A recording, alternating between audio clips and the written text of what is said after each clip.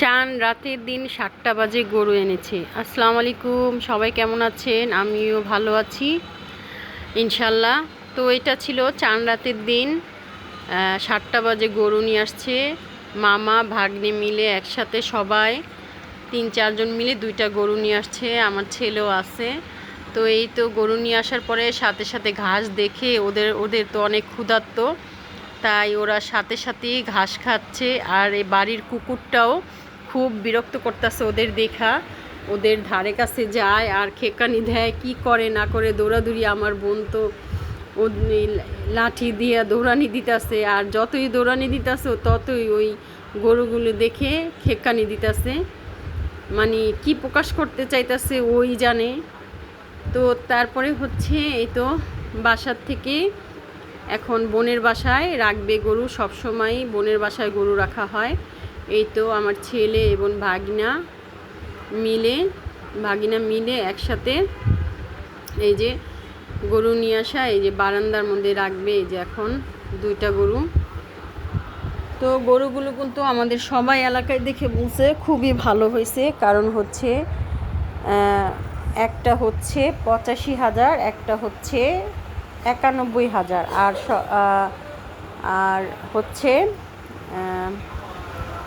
5,500 একটা হাসলি, আর একটা হচ্ছে 4,500 টাকা। সব মিলিয়ে হয়তো বা যা হবার হয়েছে এই নিয়ে। আর এই তো তারপরে হচ্ছে আমার বাবা এখানে গরু দেখে, ছোট ছেলে এবং বড় ছেলে প্রবাসে, তো ওরা যদি থাকতো হয়তো বা আরও ভালো লাগতো আমার বাবার। তো এই ভেবে সে অনেক কান্নাকাটি করতেছে। আমার বাবা খুবই অসুস্থ, এবং অসুখ হওয়ার পরের থেকে যাকে দেখে তাকে দেখেই কান্নাকাটি করে। ছেলে মেয়েদের কথা অনেক মনে পড়ে বসে বসে শুধু, আর অসুস্থতার কথা প্রকাশ করে, খুবই অসুস্থ, তাই অনেক কান্নাকাটি করে।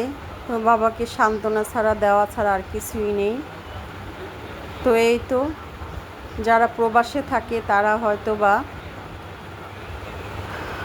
অনেক আফসোস করে, এবং যারা বাংলাদেশে থাকে তারাও প্রবাসের মানুষদের জন্য অনেক আফসোস করে। একসাথে এই যে কোরবানির ঈদের সময় অন্তপক্ষে একসাথে ঈদের কাটালে মনে হয় অনেক আনন্দটা বেড়ে যায়। একসাথে গরু কাটা, তারপরে হচ্ছে খাওয়া দাওয়া, এই আনন্দটা অন্যরকম একটা আনন্দ, যার সারা বছরে কোনো এরকম আনন্দ পাওয়া যায় না। তো এটা একটা দারুণ আনন্দ।